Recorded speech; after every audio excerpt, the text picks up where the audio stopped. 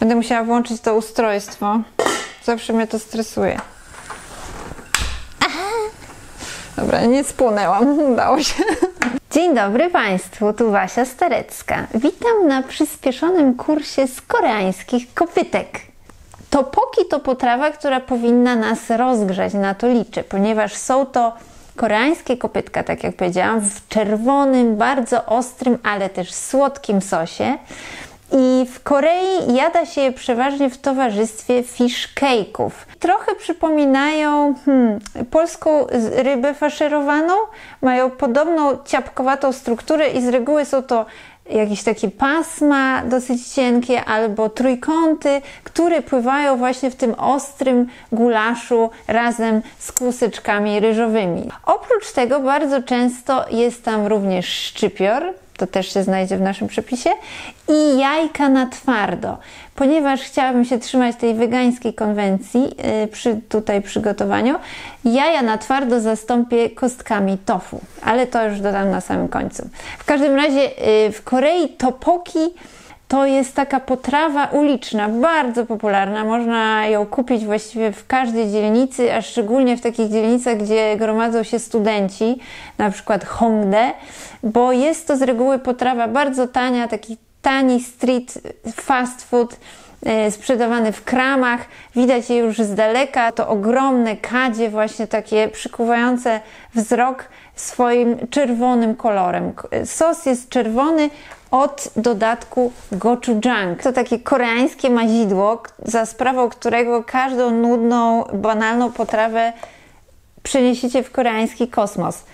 To mazidło powstaje na bazie sfermentowanej soi i papryki gochugaru. Jest to rzecz piekielnie ostra, a zatem należy ją dawkować z umiarem. Bazą tteokbokki są koreańskie kopytka, z angielska rice cake. Takie gotowe już kluseczki możecie kupić w polskich sklepach z azjatycką żywnością. Moje pochodzą ze sklepu Azjatka, która działa zarówno stacjonarnie, jak i online, oraz objęła patronatem ten odcinek. Jak one wyglądają? W przeciwieństwie, o tu mamy dzynzelek, w przeciwieństwie do polskich kopytek, te koreańskie są zrobione z mąki ryżowej. I na pierwszy rzut oka przypominają gumkę do ścierania z pierwszej klasy szkoły podstawowej. Miałam przynajmniej coś takiego podobnego. Pachną, no ciężko tu jakiś aromat. Pachną nicością na razie, ale wkrótce się to zmieni, bo staną się wykwintnym street foodowym daniem tteokbokki. Potrzebuję je teraz namoczyć.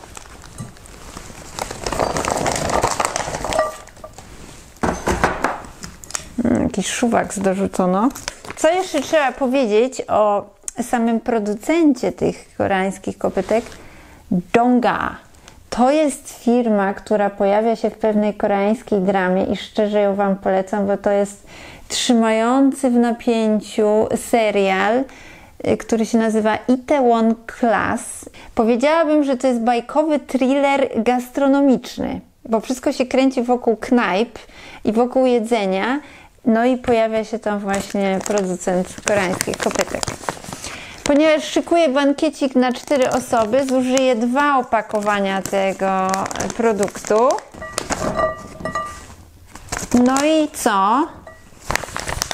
Chociaż Państwo tutaj piszą, że jedno opakowanie to jest na 3-4 osoby, takie półkilogramowe. Ale od przybytku głowa nie boli, także myślę, że to będzie odpowiednio. Jeszcze tutaj z dodatkiem tofu i warzywek, o czym więcej za chwilkę. Ja teraz tą porcję kopytek namoczę w wodzie i przez ten czas przygotuję bulion, na którym ugotujemy te kopytka. A zatem będę musiała włączyć to ustrojstwo. Zawsze mnie to stresuje. Dobra, nie spłonęłam, udało się. Przygotujemy go, ponieważ to ma być roślinny bulion, więc żadne kości zwierząt tutaj nie wchodzą w grę. Przygotujemy go na bazie kombu. To są wodorosty, które pachną teraz, przypominają mi zapach mojego starego pieska. ale zaręczam Wam, że no pod wpływem wrzątku właśnie dadzą nam ten 5. smak, którego szukamy, to umami, pełnię smaku. Także wrzucam od razu ten jeden płat, niech się zaczyna tutaj gotować. Co jeszcze będziemy potrzebować do przygotowania bulionu? Kapustę pekińską, to jest cała główka, którą pocięłam wzdłuż na 4 ćwiartki, a później pokroiłam w poprzek. Bardzo lubię kapustę pekińską, bo no, jest tu dużo przyjemności się w niej kryje. Po pierwsze jest tania, można ją właśnie zamieniać na różne zupki i gulasze, ale jest też super na surowo. Wydaje mi się, że jest w Polsce niedoceniona, bo kojarzy nam się z jakimś tanim barem. Niesłusznie. Już syp pyrkoli. Ogień jest na fulla. Może nie wiem, powinnam zdjąć może ten kresz do gotowania. Boję się trochę, że spłonę przy tych topokach. No dobra, i teraz jeszcze 3 składniki potrzebujemy w tym bulionie. Glon, kapusta i grzyby shiitake. Te grzyby sprzedawane są w formie suszonej przeważnie, chociaż można już kupić świeże shiitake. Mało tego, można je uprawiać w domu, na przykład w toalecie albo w łazience. Zdarzało mi się to z sukcesem. Należy to po prostu kupić sobie taki pieniek zaszczepiony grzybami i przy odpowiedniej wilgotności i cieple wyrośnie nam plantacja grzybków. Ja do tego bulionu dorzucę 3. One mają pod wpływem gotowania, one rzeczywiście zamieniają, no ten bulion robi się bardzo intensywny z dodatkiem tych grzybów, więc nie przesadzajmy z ich ilością. Na bazie właśnie grzybów shiitake i kombu robi się bulion dashi. Taka właśnie roślinna wersja bulionu. Nic więcej nie trzeba. W oryginalnym przepisie na topoki bulion robi się na suszonych rybkach anchois. Dobrze, żeby przyspieszyć ten proces, to przykryję ten gar pokrywą. Niech to się pyrkoli. Potrzebujemy tak z 10 minut, żeby to wszystko nabrało sensu i smaku. Co tu się wydarza? Co tu się wydarza? Zajrzymy pod pokrywę.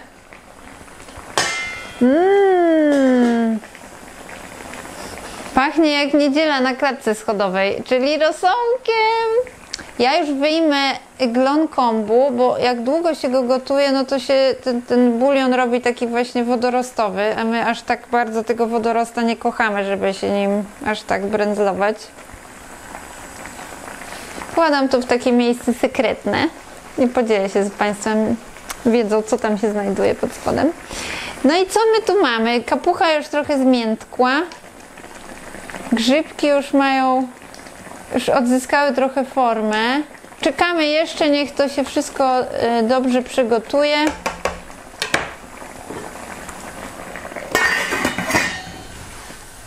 W tak zwanym międzyczasie przygotujemy sobie ten kolor w topokach, czyli wykorzystamy mazidło gochujang i przygotujemy sosik, który dodajemy do bulionu. I teraz tak. O, ale ładnie pachnie.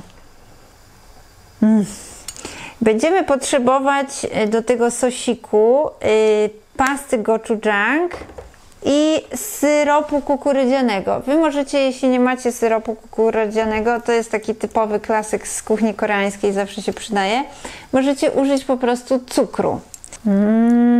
Już mnie pali w trzewiach. 3 łychy i 1 łyżka syropu kukurydzianego.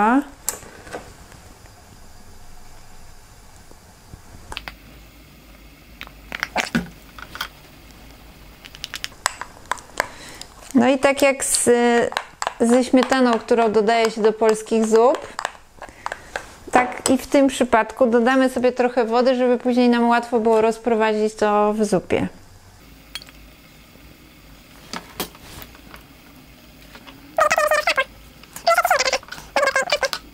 No już teraz chcę taką konsystencję luźnego polskiego ketchupu.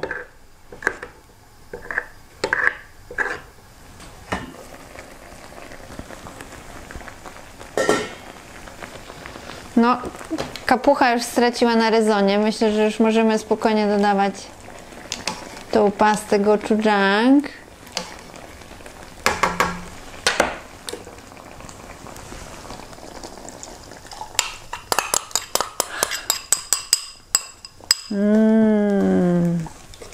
Mniamki. No teraz to jest taki ostrawy kapuśniaczek. W sumie jak nie macie tych rice cake'ów, na tym też można by poprzestać. Na pewno to jest pyszne. Spróbuję zresztą, jak smakuje ten bulion. Bulion połączony właśnie z tą pastą.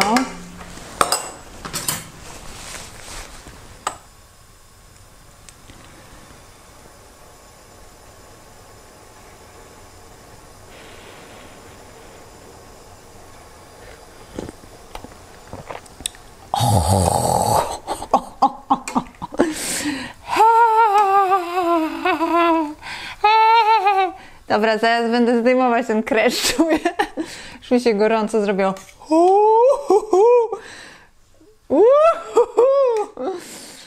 Wspaniałe. Czekajcie, jeszcze jeden. Może trafiłam w jakieś wyjątkowo ostre miejsce. Może się to nie rozpuściło dobrze. O Jezu, czuję, że naciąga mi pąs.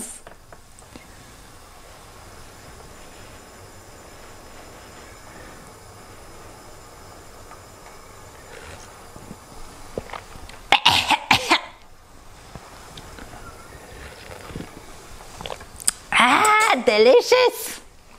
Wspaniale. No dobra, to dorzucamy resztę.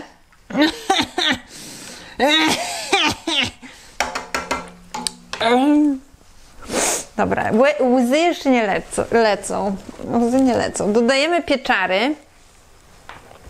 Tu jest około 6 pieczar. Pocięte też w ćwiartki, w takie duże kawałki. Żeby no było trochę tego grzybania, jakiś tam nędzny mały flaczek, plasterek. Także, no widzicie, to są takie ćwiartki. Podkręcę trochę gazik.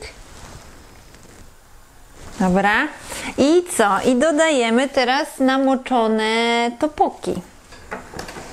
I od momentu, kiedy je dodamy, będziemy potrzebować, myślę, że pi razy oko 20-30 minut jeszcze gotowania.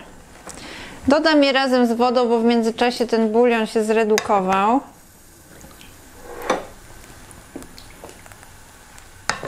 Odpalam fajerę, żeby trochę się szybciej zagotowało to towarzystwo. I ten kociołek, słuchajcie, tak mi przypomina widoczki w Korei. I w sumie, teraz sobie tak myślę, że często właśnie patrzyłam na jedzenie z tej perspektywy, no bo tam się nie siedzi na krzesłach, tylko najczęściej siedzi się w kucki przy niskich stolikach. Przynajmniej w domu. W restauracjach bywa różnie. Topoki wciąż przypominają gumki do ścierania, ewentualnie jakąś ciastolinę, ale z upływem czasu i ze wzrostem temperatury powinny zacząć puszczać tą swoją skrobię ryżową. No nasza zupka się zagęści. Zobaczycie, ona taka się zrobi bardziej kleista. No i poczekamy, aż się nieco zredukuje. Dodajemy również szczypior. I ze względów wizualnych i smakowych będzie nam tu potrzebny.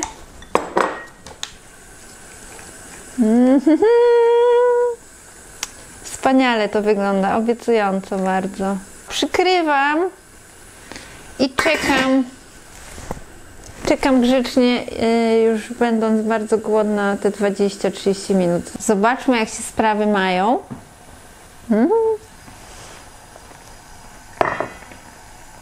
Spalę podłogę przy okazji. Nie no, kopyta to się już tak rozdęły. To już nie są kopytka, tylko kopyta. Myślę, że się zbliżamy do pikantnego finiszu z tą potrawą. No to jest chyba moment, żeby dodać tutaj ostatni składnik, czyli tofu.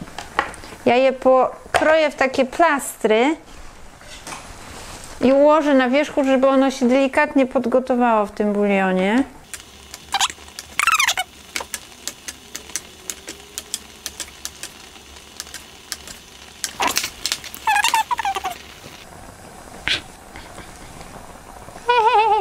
Ułożę je w takie domino.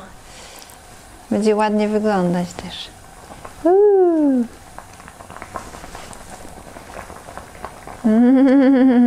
No i tofu, podobnie jak jajko w tym oryginalnym przepisie, będzie nam równoważyć trochę tą ostrość. Czyli kiedy spłoniemy na moment, będziemy mogli odpocząć właśnie przy tym sojowym twarożku.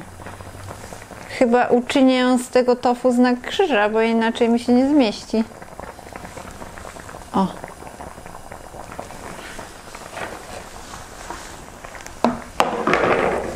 No dobrze, to poczekamy jeszcze parę minutek i będziemy jeść. Ulala! Wydaje mi się, że już jest gotowe. Troszkę się zredukował bulionik. Właściwie to już jest taki porządny, gęsty, treściwy gulasz. Spróbuję, jak smakuje.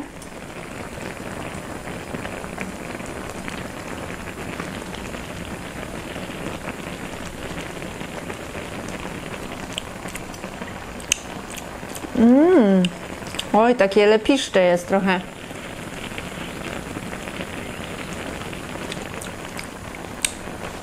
Ale chyba bym dosłodziła. Dodam trochę tego syropu kukurydzianego.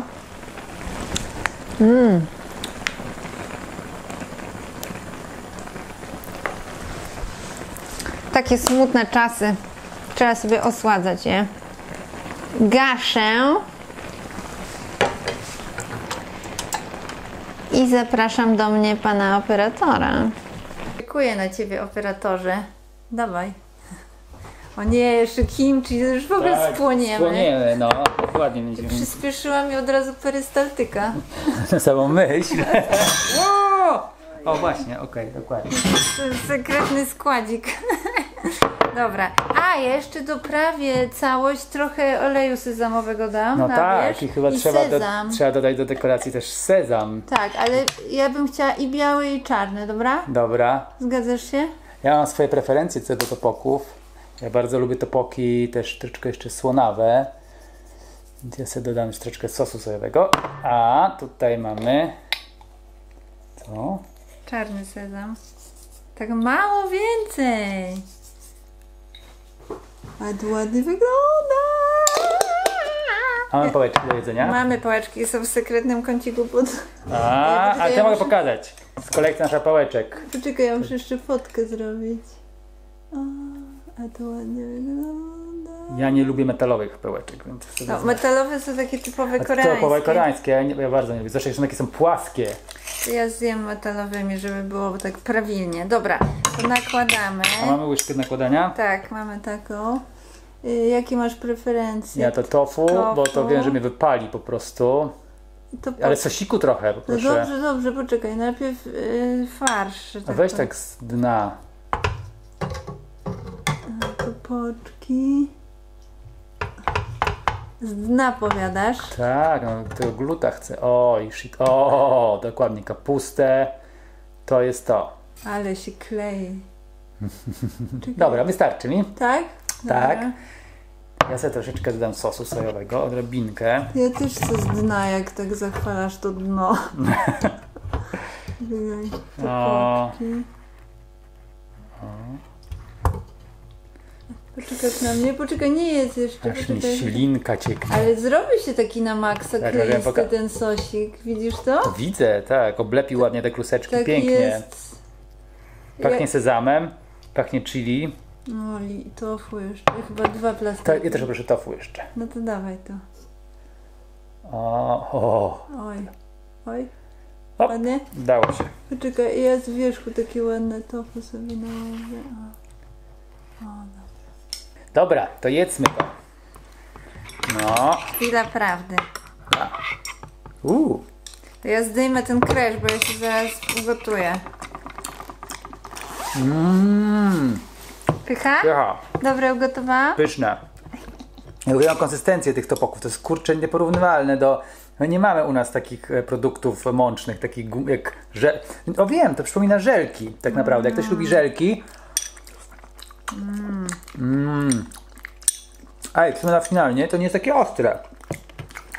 No co? Po kimchi? To jest mój włos? Nie. Jak jest, to jest ukiszony już. A zawiera dużo kwasu, jak to się nazywa? Zdrowotnego. Zdrowotnego. Jak to? Jaki to jest kwas? Mlekowy? Nie. Kimczowy, nie wiem. Ale tak. Ej, ale wcale nie jest takie ostre. No właśnie, ja to próbowałam, to myślałam, bo że mi sos wypali. sam ostry jest, a jak się połączy z tymi delikatnymi składnikami jak topoki i tofu, to kurczę, ma to sens w sumie. Pycha. Masz Oj. co? Ale Ale pozachwycaj się mną jeszcze. wspaniale gotujesz, kochanie. Naprawdę super gotujesz. Ja to troszeczkę sobie doprawię jeszcze. No ale jednak doprawiasz. No tak, ale ja zawsze doprawiam sobie. We wszystkich, wszędzie, w restauracjach. No, Ja lubię, słuchajcie, ja lubię bardzo słodkie i bardzo słone topoki. Ale to i tak są pyszne. Są pyszne, to tylko moja. moim zdaniem są genialne. Ale to trochę No, pieczareczka. Ej, właśnie, bo ja nie mam pieczary, poczekaj. Ale to jest dobre. Ale z kimchi to kurczę, Metapoziom już meta poziom, totalnie. jest. Zjemy cały gar? No, jakoś podzielimy. No idziemy jutro na imprezkę. Idziemy to na imprezę, także zabierzemy całą gar. I kimchi. Czekaj, I alkohol. Będziemy oglądać to? Koreańskie filmy pewnie. No tak. Ale w ogóle pieczara taka, Pyszne. wiesz co, pieczara z gochujang, spoko, nie? Taka zwykła chamska pieczara robi się jakiś ekskluzyw towar. Tak, no mnie to zawsze ta struktura po prostu rozpływam się przy tej, jakby jak jem te toboki, to jest takie, jakbym miał, ja uwielbiam żelki, więc jakby mam przyjemne skojarzenie, teraz biorę w usta, gryzę i mi się robi dobrze. A kapucha? Wycha. Pycha. No ten sosik jest super, że on jest taki kleisty.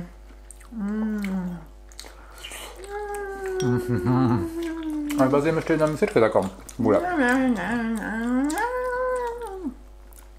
Może dlatego Azjaci mają najsilniejsze zęby i w ogóle nie chodzą do dentysty, bo jedzą ciągle takie twarde, gumiaste rzeczy. Ja myślę, że oni w ogóle, z tego co pamiętam, chrząstki uwielbiają żuć. Mamy znajomą Lin, która jest Wietnamką i zawsze się kłócimy, co znaczy, że jedzenie chrupie. Dla niej chrupią chrząstki, dla mnie chrupią chipsy. No właśnie. Nie możemy dojść do porozumienia. No bo oni mówią na rzeczy ciągnące się, że są chrupiące. Tak, takie żujące, że to jest chrupie. I to jest super. Dla mnie ma to zupełnie inne znaczenie.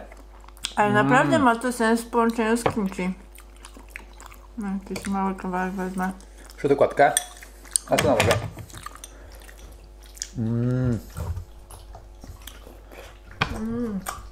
No bo tak dużo zrobiłam. Dobrze. Ta kapustka się przyjemnie tak rozgotowała. No. O. Dobra. Myślisz, że będziemy musieli iść po leki? U nas Mamy. Do kuchni mamy tylko co najwyżej. Ale czy starczy? Czy starczy leków dla starców? No. To starczy. Najwyżej od naszego starego psa pożyczyłem, bo bierze te same leki. Naprawdę? Nasz pies pod wpływem naszego lifestyle'u Tak. nabawił się problemów gastrycznych. A, Ja byłam pierwsza. No ale, że tak powiem, ja zawodowo mam wytłumaczenie, bo to jest choroba zawodowa, reflux z gaga, to jest rzecz przypisana dziennikarzom kulinarnym. I o dziwo, śpiewakom operowym też bardzo często cierpią na zgagę i na reflux. Później Piotruś się zaraził. Tak, dokładnie. No a teraz Masalka choruje. Że mamy jedną wszyscy we trójkę koszyczek na leki. Jedną apteczkę. Będzie palić rura potem. Ale super. Ale to nie jest taka ostrość, że... Bo ja nie jestem fanem takich bardzo pikantnych rzeczy. To jest takie akurat. Muszę powiedzieć, bałem się, że tego nie zjemy. Ja nie kapię ci z nosem, już kapię. Ale super jest ten sos, podoba mi się. Szkoda w sumie, że się tak zredukował, nie? Mogłoby być go więcej. No, to... Żeśmy długo trzymali tutaj na ogniu, ale spoko.